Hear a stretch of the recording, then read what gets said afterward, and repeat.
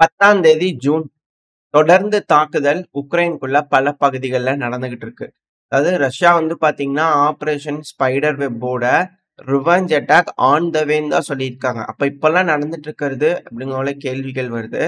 அதாவது wave by வேவா திரும்பி attack பண்ண ஆரம்பிச்சிருக்காங்க. 9ஆம் தேதி சாயங்காலம் 8 மணில இருந்து நைட்டு விடிய விடிய வந்து பாத்தீங்கன்னா, தாக்குதல் நடந்துகிட்டு இருக்கு. அதாவது ட்ரோன்கள் வேவ் பை வேவா இந்த ஃபர்ஸ்ட் வேவ்ல 60 ட்ரோன்கள் கிட்ட வந்திருக்கு. ஸோ சைட்ல லோட் ஆயிருக்கும். ஸோ இத பத்தின இன்ஃபர்மேஷன் தான் வந்திருக்கு. ஏன்னா தொடர்ந்து தாக்குதல் நடந்துகிட்டு இருக்கனால பெருமளவுல இன்ஃபர்மேஷன் வரல. வந்துச்சுன்னா அடுத்த பேல பார்க்க ஆரம்பிக்கலாம். முதல்ல உக்ரைனோட கேபிட்டலான கீவ்ல பயங்கரமான தாக்குதல் நடந்திருக்கு. பல இடங்கள்ல தாக்குதல் நடந்திருக்கு. கீவ்ல மட்டுமே ஒரு கீவ் ஒப்லாஸ்ட்ன்னு எடுத்துட்டோம்னா, அதுல கீவ் வந்து கேபிட்டல் மாரி. நம்ம எப்படி தமிழ்நாடுக்கு ஸ்டேட் வந்து தமிழ்நாடோ, அது கேபிட்டல் சென்னைங்கிறோம். ஸோ அது போல. ஸோ இதுல பல டிஸ்ட்ரிக்ட்ஸ் இருக்கும். ஸோ அந்த டிஸ்ட்ரிக்ட்ல வந்து பாத்தீங்கன்னா, அட்டாக் பல இடங்கள்லயும் நடந்திருக்கு. கீவ் ஒப்லாஸ்ட்ல மட்டும் பல இடங்கள்ல தாக்குதல் நடந்திருக்கு. அதே போல அதிகமா அடுத்த தாக்குதல் நடந்த இடம் இப்போ வரைக்கும் தகவல் வருது ஒடசா. இந்த ஒடசால வந்து பாத்தீங்கன்னா, மெட்டர்னிட்டி ஹாஸ்பிட்டல் இருக்கும்ல, பிரசவம் பார்க்குற ஹாஸ்பிட்டல். ஸோ அதோட அட்மினிஸ்ட்ரேட்டிவ் பில்டிங்ல தாக்குதல் நடந்திருக்கு அப்படிங்கிற உக்ரைன் தரப்புன்னு சொல்லப்பட்டு வருது. 2வது மக்கள் வாழும் பகுதியில அதிக அளவுல வந்து பாத்தீங்கன்னா தாக்குதல் நடந்திருக்கு. ஒடசால பல பகுதிகள், கீவ்ல பல பகுதிகள்ல வந்து பாத்தீங்கன்னா தாக்குதல் நடந்திருக்கு. அடுத்தது கமெண்ட் செக்ஷன்ல வந்து பாத்தீங்கன்னா, நீங்க சொல்லியிருந்தீங்க. இது போல வந்து உக்ரைன்ல தாக்குதல் நடக்குது, தீபாவளி அப்படிங்கிறது போல சொன்னதுக்கு வந்து கமெண்ட் செக்ஷன்ல சொல்லிட்டு இருந்தீங்க. நான் ஹைலைட் பண்ண விரும்பல. பட் ஆனா அதுக்கான ஒரு சின்ன இது. நீங்க இவ்ளோ பேசுறீங்க உக்ரைனுக்காக. உக்ரைனோட டிஃபென்ஸ் மினிஸ்ட்ரி வந்து பாத்தீங்கன்னா, 2023ல நெனைக்கிறேன். அந்த நியூஸ் இருந்துச்சுன்னா நான் அட்டாச் பண்றேன். ஏன்னா நம்ம மேப் வீடியோ பார்க்குறவங்களுக்கு தெரியும். நீங்க புதுசுன்னு நெனைக்கிறேன். 2023ல இருந்து இப்ப வரைக்கும் ஒரு நாள் ஈவென்ட்ட நம்ம மேப்ல ரெக்கார்ட் பண்ணிட்டு வரோம். ஸோ அப்படியெல்லாம் நம்மகிட்ட வந்து மத்த சேனல்ல போய் நீங்க சொல்ற மாரியான விஷயங்கள்லாம் இங்க செல்லாது. என்கிட்ட டீட்டெயில்ஸ் கிளியரா இருக்கு எல்லாத்துக்குமே. ஸோ நம்மளோட காளி இருக்காங்க இல்லையா? ஸோ அவங்கள கேவலமா வந்து பாத்தீங்கன்னா, ஆபாசமா வரைபடத்துல வரைஞ்சு உக்ரைனோட டிஃபென்ஸ் மினிஸ்ட்ரி வெளியிட்டாங்க. தேவையில்லாம நம்மள சொரிஞ்சு விட்டது உக்ரைன் தான். ஸோ நீங்க அவங்களுக்கெல்லாம் வக்காலத்து வாங்காதீங்க. 2வது அதே ஹியூமனிட்டிய தான் நாங்களும் பேசுறோம். உக்ரைனோட கேபிட்டல்ல வந்து பாத்தீங்கன்னா, பல இடங்கள்ல மக்கள் வாழும் பகுதியில ஆயுதங்கள பதுக்கி வச்சிருக்காங்க. ஸோ அப்படி பதுக்கி வச்சிருந்தாங்கன்னா, அது மேல தாக்குதல் பண்ணும்போது மக்கள் இறக்க மாட்டாங்களா? ஸோ ஆயுத டிப்போஸ ரஷ்யாக்குள்ள அடிக்கும்போது, அவங்களும் திருப்பி அட்டாக் பண்ண தானே செய்வாங்க. அப்ப ஆயுத டிப்போஸ ரஷ்யா எப்படி தள்ளி தள்ளி வச்சிருக்காங்களோ, ஸோ அதே போல தானே வச்சிருக்கணும் அப்படின்ற கேள்விகள் தான் இங்க இருக்கு. அதத்தான் திரும்ப ஹைலைட் பண்ணிக்கிட்டு இருக்கோம். ஸோ அங்க இருக்கக்கூடிய பட்டாசு ஃபேக்டரியில வந்து பாத்தீங்கன்னா, தீ பிடிச்சுன்னா வெடிக்கத்தான் செய்யும். அது மக்கள் வாழும் பகுதியில ஏன் கட்டுனீங்க? அப்படிங்கிறத இங்க இருக்கக்கூடிய கேள்வி. போர்ன்னு வந்துருச்சு, லார்ஜ் ஸ்கேல் அட்டாக் தீவிரவாத தாக்குதல் பண்றது போதெல்லாம் நல்லா இருக்கு. அது ரிட்டாலியேட் பண்ணோம்னா கசக்குதா? அப்படிங்கிற கேள்விகள் வரத்தான் செய்யும். ஸோ உங்களுக்கு அது கஷ்டமா இருக்குன்னா, நான் அதுக்கு பொறுப்பில்ல. இது போல பல விஷயங்கள் இருக்கு. ஐநா சபையில ஒரு தடவ ரெசல்யூஷன் இந்தியா, பாகிஸ்தான் பிரச்சனைக்கு வரும்போது, எந்த ஒரு தடவையுமே உக்ரைன் நம்மளுக்கு ஆதரவா நின்னதும் கிடையாது. இந்த ஸ்ரீலங்கா பிரச்சனையிலயும் கூட நம்மளுக்கு எதிரா தான் அவங்க செயல்பட்டுருக்காங்க. அதிக அளவுல உதவிகள் உக்ரைன் தான் ஸ்ரீலங்காவுக்கு செஞ்சிருக்காங்க. ஸோ அந்த விஷயங்கள்லாம் நீங்க பாருங்க. அது மட்டும் கிடையாது. இந்த கிளஸ்டர் குண்டுகள் குடுத்ததும் உக்ரைன் தான். அதுக்கான ஹெலிகாப்டர் குடுத்ததும் உக்ரைன் தான். நாங்க குடுக்குறோம், சும்மா குடுக்குறோம்லாம் குடுத்துருக்காங்க. ஸோ இது போல விஷயங்கள் உக்ரைன் செஞ்சிருக்காங்க. அது மட்டும் கிடையாது. இந்த பாகிஸ்தானுக்கு ஆதரவா எல்லா டைமும் வாக்களிச்சிருந்திருக்காங்க. அப்ஸ்டெயினாக கிடையாது. எல்லா டைமும் பாகிஸ்தானுக்கு ஆதரவா ஓட்டு போட்டிருந்திருக்காங்க. ஸோ உக்ரைன் கிளியரா ஆதி காலத்திலிருந்து 1992ல இருந்து எப்ப இந்த உக்ரைன் 91ல வந்ததோ அப்பத்திலிருந்து இப்ப வரைக்கும் நம்மளுக்கு எதிரான மென்டாலிட்டியில தான் உக்ரைன் இருக்காங்க. அந்த ஒரு காரணத்தினால நம்ம அவங்களோட வெறுப்பு நம்ம மேல காட்டும்போது நம்ம திருப்பி காட்டுறோம். அவ்வளவுதான். அவங்க ஒரு அட்டாக் நம்ம மேல பண்றாங்க இல்லையா? நம்ம கடவுள் மேல. ஸோ நம்ம அதுக்கு பதில் அட்டாக் ரிட்டாலியேட்டரி தான் பண்றோம். அது உங்களுக்கு கசப்பா தெரியுதுன்னா, நீங்க கம்முனு கிளம்பிடலாம். அவ்வளவுதான். இதுதான் உங்களுக்கான சரியான ரிப்ளையா இருக்கும். உங்களுக்கு விஷயம் தெரியலன்னு நினைக்கிறேன். நம்ம சேனல்ல ஃபர்ஸ்ட் வந்து பாத்தீங்கன்னா, உங்களுக்கு தெரிஞ்சிருக்கும். அவங்க என்னென்ன சேட்டைகள் செஞ்சிருக்காங்கன்னு சொல்லிட்டு. என்னென்ன ஊழல்கள் செஞ்சிருக்காங்கன்னு உக்ரைன் சொல்றதா நம்ம சொல்றோம். எல்லா நியூஸஸுமே உக்ரைன் சொல்லக்கூடியதை தான் நாங்க சொல்றோமே தவிர, ரஷ்யாக்குள்ள தினந்தோறும் தாக்குதல் நடக்குது. ரஷ்யா தினந்தோறும் மீடியாக்கள்ல சொல்றாங்க. அதை நான் எடுத்துட்டு வர்றதும் கிடையாது. ரஷ்யா சொல்றதும் கிடையாது. உக்ரைனோட மீடியாக்கள் சொல்றது தான் நம்ம சொல்லிக்கிட்டு இருக்கோம். இதுவே உக்ரைனுக்கு செய்யக்கூடிய மிகப்பெரிய உதவி. உங்களுக்கு புரியுதுங்களா? ஸோ இப்ப நம்ம தொடர்ந்து பார்க்க ஆரம்பிச்சிடலாம். கொஞ்சம் இதா பேசிட்டேன்னு நினைச்சேன். தயவு செஞ்சு மன்னிச்சுக்கோங்க. அதாவது தாக்குதல்ங்கிறது தொடர்ந்து நடந்துகிட்டு இருக்கு. அடுத்தது ஃப்ரண்ட் லைன்ல வந்து பாத்தீங்கன்னா, கர்கிவ் பகுதி. இந்த கர்கிவ் பகுதியில பயங்கரமான ஷெல்லிங் நடந்திருக்கு. மக்கள் வாழும் பகுதி அப்படின்னு சொல்றாங்க. 2வது குற்றச்சாட்டுகள் வைக்கிறாங்க. இங்க அன்றாட மக்கள் வாழவே வேணாம்னு ரஷ்யா நினைக்கிறாங்க. நீங்க பிசினஸ் பண்ண வேணாமா? மக்கள் வாழ வேணாமா? வசிக்க வேணாமா? அப்படிங்கிறவங்கள அவங்க தரப்புலருந்து கேட்குறாங்க.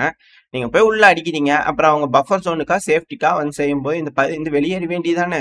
அப்புறம் உங்க பகுதிக்குள்ள அவங்க பகுதிக்குள்ள போனீங்கன்னா, இழப்புகள் ஏறுற மாரி உங்க பகுதியிலே இழப்புகள் ஏற்படுறதுக்கு தயாராகிக்கணுமா இல்லையா? அப்படின்ற போல கேள்விகள் வருது.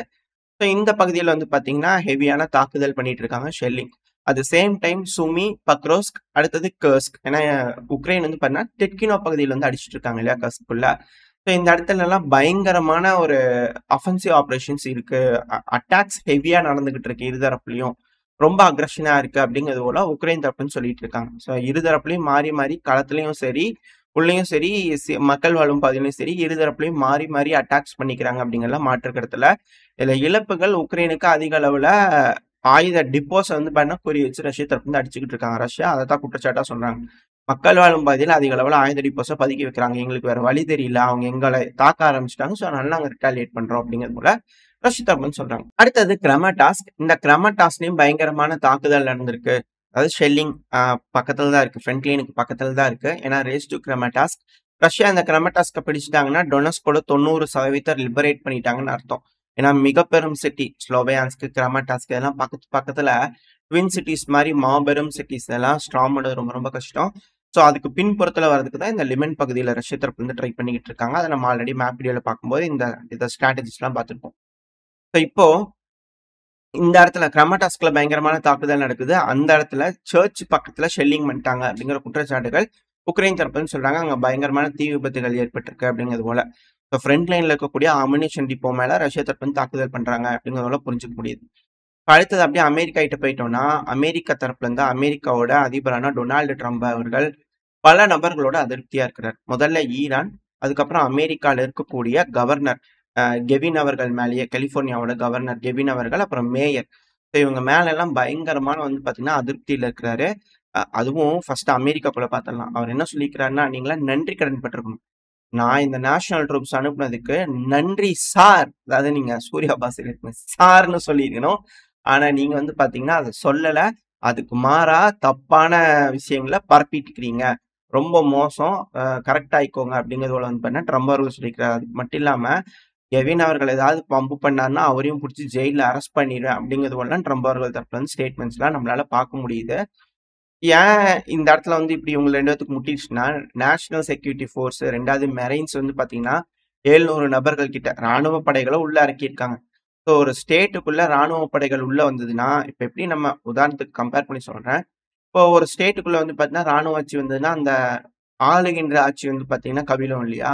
ஃபுல் பவர் வந்து பார்த்தீங்கன்னா, பிரசிடென்ட்க்கு போகும் இல்லையா? ஸோ அது போல தான் அங்க நடக்குது. ஸோ அது நடக்கிறதுனால அங்க பிடிக்க மாட்டேங்குது. ஸோ அதனால வந்து பார்த்தீங்கன்னா, இரு தரப்புலயும் அந்த கவர்னருக்கும், பிரசிடென்ட்டுக்கும் மாறி மாறி முட்டிக்குது. அதுதான் இங்க இருக்கக்கூடிய பிரச்சனை.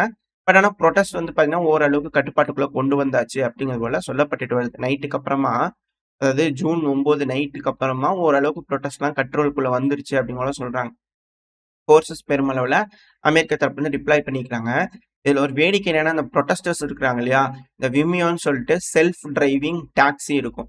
அதாவது நம்ம புக் பண்ணோம்னா டாக்ஸி பாட்டுக்கு வரும். நம்ம ஏறி உட்காந்தோம்னா எந்த இடம் சொல்றோமோ அந்த இடத்துல போய் விட்டுரும். டிரைவர் இருக்க மாட்டாங்க. கார் அதுவே ஓட்டிக்கும். ஸோ இது போல செல்ஃப் டிரைவிங் டாக்ஸிஸ் இருக்குல்ல, அதைய புரொட்டஸ்ட் பண்ற இடத்துக்கு வந்து பார்த்தீங்கன்னா, வாண்டடா வர வச்சுர்றாங்க. வர வச்சு அத புடிச்சு நிப்பாட்டி, தீ புடிச்சு எரிய வைக்கிறது, பஞ்சர் பண்ணி விடுறது, இது போல வேலைகள்லாம் செய்யறதுனால, அந்த இடத்துல ஒரு மிக பெரும் அளவுல ஒரு ஷீல்டா பயன்படுத்தி மிக பெரும் இம்சைகளை இந்த புரொட்டஸ்டர்ஸ் ஏற்படுத்திட்டாங்க அப்படிங்கிறது போல செய்திகள்லாம் வந்துகிட்டு இருக்கு. என்ன மாதிரிலாம் யோசிக்கிறாங்க பாருங்களேன் புரொட்டஸ்டர்ஸ் அப்படிங்கிறது போல இருக்கு. அடுத்து அப்படியே ஈரான் கிட்ட வந்துட்டோம் அப்படின்னா, ஈரான் மேல நாங்க அதிருப்தியா இருக்கிறோங்க. அவங்க எடுக்கக்கூடிய முடிவுகள எங்களுக்கு சுத்தமா இன்ட்ரெஸ்ட் இல்ல. சொன்னா கேட்க மாட்றாங்க. ரொம்ப ரொம்ப டிசப்பாயிண்டடா இருக்கு. அது மட்டும் இல்லாம அடுத்த டாக்ஸ் மஸ்கட்ல நடக்கும். இல்லன்னா ஆஸ்லோல நடக்கும். ஜூன் 13ஆம் தேதி இல்லன்னா ஜூன் 15ஆம் தேதி அப்படிங்கிறதுல அவங்க தரப்புன்னு சொல்லிக்கிறாங்க. ஆஸ்லோனா நார்வே, மஸ்கட்னா வந்து பார்த்தீங்கன்னா ஓமன். ஏன்னா இது கேபிட்டல். ஸோ அந்த இதுல வந்து அப்படி சொல்றாங்க. ஸோ இந்த பகுதிகள்ல நடக்க வாய்ப்பு இருக்கு. அடுத்த ரவுண்ட் ஆஃப் டாக்ஸ் அப்படிங்களும் சொல்றாங்க. அமெரிக்கா தரப்புலருந்து சொல்றது என்ரிச்மென்ட்டே இருக்கக்கூடாதுங்கிறாங்க. ஈரான் தரப்பு வந்து இல்ல. எங்களோட சேஃப்டிக்காக நாங்க என்ரிச்மென்ட் பண்ணுவோம். ஐஏஇஏ ஃபெசிலிட்டீஸ் அலோவ் பண்றோம். அவங்கள வந்து செக் பண்ணிக்க சொல்லுங்க. பட் ஆனா எங்களோட சேஃப்டிக்காக நாங்க தொடர்ந்து பண்ணுவோம் அப்படிங்கிற போல அவங்க தரப்புன்னு சொல்றாங்க. பெர்மனன்ட்டாலாம் பண்ணக்கூடாது. டெம்பரவரி தான் அப்படிங்கிறது போல இஸ்ரேல் தரப்புல இருந்து ஒரு கோரிக்கை வைக்கிறாங்க. ஸோ வெயிட் பண்ணி பார்ப்போம். என்ன மாதிரியான பேச்சுவார்த்தைகள் இந்த இடத்துல நடக்க போகுதுன்னு. அப்படி இல்லன்னா மிக பெரும் அளவுல எஸ்கலேட் ஆகுமா அப்படின்ற கேள்விகள் வருது. ஏன்னா ஏன்னா தெற்கு லெபனான்ல வந்து பார்த்தீங்கன்னா ஒரு கார் இருந்திருக்கு. ஸோ அந்த கார்ல வந்து பார்த்தீங்கன்னா ட்ரோன் தாக்குதல் திரும்பியும் அசாசினேஷன் அட்டெம்ப்ட் வந்து பார்த்தீங்கன்னா இஸ்ரேல் தரப்பு வந்து பண்ணிக்கிட்டு இருக்காங்க. அது கூடவே ட்ரம்ப் அவர்கள் வந்து பார்த்தீங்கன்னா சீனா கிட்ட வந்து பார்த்தீங்கன்னா பேசியிருக்காங்க. ஸோ சீனா கிட்ட பேசும்போது இந்த வர்த்தக தொடர்பு வந்து பார்த்தீங்கன்னா ஓரளவுக்கு நன்மை வைக்கும் விதமா இருக்கு அப்படிங்கிறத அவர் தரப்பு வந்து சொல்லியிருக்கிறாங்க. இரு நாடுகளும் பேசிக்கிறாங்கன்னா அது ரொம்ப ரொம்ப நல்லது. ஏன்னா இந்த வர்த்தக பிரச்சனை வருது அப்படின்னா, போர் வருதுன்னா பல நாடுகளும் டைரக்ட்டாவும், இன்டைரக்ட்டாவும் பாதிப்படைவாங்க. அது மிக பெரும் அளவுல பிரச்சனைகளை ஏற்படுத்தும் எக்கனாமிக்கல் ரீதியா. ஸோ அதனால இரு நாடுகளும் பேசி தீர்த்துக்கிட்டாங்கன்னா பரவால்ல. இது மிக பெரும் சிக்கலாகும் அப்படிங்கிறதுல மாற்று கருத்து இல்ல. அமெரிக்கா மிக பெரும் அளவுல டேமேஜ் ஆவாங்க. இது ஆல்ரெடி வந்து பார்த்தீங்கன்னா, ட்ரம்ப் அவர்கள் முன்னாடி பீரியட்லயே ட்ரை பண்ணி தோத்து போயிருந்தாரு. ட்ரேட் வார்ல சீனாக்கு அகைன்ஸ்டா. அடுத்தது ஈரான் வந்து பார்த்தீங்கன்னா, மிரட்டியிருக்காங்க இஸ்ரேல. அதாவது எங்களோட அணு ஆயுத ஃபெசிலிட்டீஸ்ல நீங்க தாக்குதல் பண்றீங்க அப்படின்னா, நாங்க உங்களோட சீக்ரெட் ஃபெசிலிட்டீஸ் மேல பதில் தாக்குதல் பண்ணுவோம் அப்படிங்கிறது போல ஈரான் தரப்புலேருந்து வந்து பார்த்தீங்கன்னா மிரட்டல்கள் போயிருக்கு. அடுத்து அப்படியே கசகஸ்தான் வந்துட்டோம் அப்படின்னா, கசகஸ்தான் ஒரு மிக முக்கியமான முடிவுகளை எடுக்கக்கூடிய சூழ்நிலையில இருக்காங்க. அணு உலை பவர் பிளான்ட் வந்து பார்த்தீங்கன்னா, தயார் செய்யணும். இப்ப அதுக்கு ஏன்னா இக்கட்டான சூழ்நிலை அவங்களுக்கு பவர் ப்ரொடியூஸ் பண்ணும். ஸோ அந்த ஒரு டைம்ல சூஸ் பண்ண வேண்டியது அணு உலைய கட்டிக் குடுக்க போறது யாரு? யார்கிட்ட கான்ட்ராக்ட் குடுக்கலாம்? அப்படிங்கிறதுல வந்து பார்த்தீங்கன்னா, ஒரு மிக பெரும் யோசனையில இருக்கிறாங்க. கூடிய சீக்கிரத்துல சூஸ் பண்ணுவாங்க. அந்த சூஸ் பண்றதுனால மிக பெரும் பின்விளைவுகள் வருமா? ஏன்னா, அணு உலை அங்க கட்டிட்டாங்க. கட்டுனாங்க அப்படின்னா, ரஷ்யாவா இல்லாம வேற நாடுகளா இருந்துச்சுன்னா சிக்கல். ஏன்னா ஒன்ஸ் அணு உலை கட்டிட்டாங்க அப்படின்னாலே யுரேனியம் என்ரிச்மென்ட்க்கான அடுத்தடுத்த கட்ட நடவடிக்கைகளுக்கு போக ஆரம்பிச்சுருவாங்க. போனாங்கன்னா அணு ஆயுதம் கசகஸ்தான் கிட்ட வருமா? வந்துச்சுன்னா திரும்பியும் உக்ரைன் மாரி ஒரு சிவில் வார் கசகஸ்தானோட வருமா ரஷ்யாக்கு? அப்படிங்கிற கேள்விகள் இருக்கு. நேட்டோ ஆஃபீஸ் கசகஸ்தான்ல ஓப்பன் பண்ணும்போதே நம்ம சொன்னோம். ஒரு 6 மாசத்துக்கு முன்னாடின்னு நெனைக்கிறேன். ஸோ இங்க மிக பெரும் பிரச்சனைகள் ஏற்பட போகுதுன்ட்டு. ஸோ அதே போல பிரிட்டனோட வந்து பார்த்தீங்கன்னா, டிஃபென்ஸ் செக்யூரிட்டி அக்ரீமெண்ட்லாம் போடுறாங்க. இப்போ அணு உலைக்கு வந்து பார்த்தீங்கன்னா, கட்டுறதுக்கு கான்ட்ராக்ட் யார்கிட்ட குடுக்கலாம்னு யோசிக்கிறாங்க. ஸோ இதெல்லாம் வச்சு பார்க்கும்போது ரஷ்யாவா? இல்ல அப்படின்னா, ரஷ்யா இன்னொரு ஃப்ரான்ட்க்கு தயாராகணும். ஜார்ஜியா தப்பிச்சுது. அடுத்தது கசகஸ்தானா? அப்படின்ற கேள்விகள் வருது. ஸோ வெயிட் பண்ணி பார்ப்போம். என்ன மாரியான முடிவுகள் இங்க இருக்கக்கூடிய நாடுகள்லாம் எடுக்க போறாங்க. சென்ட்ரல் ஏசியா கைய விட்டு போயிருச்சுன்னா, கண்டிப்பா மிக பெரும் இழப்புகள் சீனா, ரஷ்யா, இந்தியாக்குலாம் இருக்கும் அப்படிங்கிறதுல மாற்று கருத்து இல்ல. ஸோ என்ன நடக்க போகுதுன்றத வெயிட் பண்ணி பார்த்துடலாம். ஓரளவுக்கான தகவல்கள் இந்த பதிவுல பார்த்திருப்போம்னு நினைக்கிறேன். இதோட இந்த பதிவை நான் முடிச்சுக்கலாம். இந்த பதிவு எப்படி இருந்துச்சு உங்களுக்கு பிடிச்சிருக்கா? பிடிச்சுனா லைக் பண்ணிட்டு, உங்க ஃப்ரெண்ட்ஸ் அண்ட் ஃபேமிலியோட ஷேர் பண்ணிக்கோங்க. அது கூடவே மறக்காம இந்த பதிவு பத்தி உங்களோட கருத்துக்கள கமெண்ட் செக்ஷன்ல சொல்லுங்க. இந்த பதிவு நல்லா இருக்கும்ன்ற நம்பிக்கையில அடுத்த பதிவுல உங்கள சந்திக்கிறேன். அது வரைக்கும் ஸ்டே சேஃப். பை.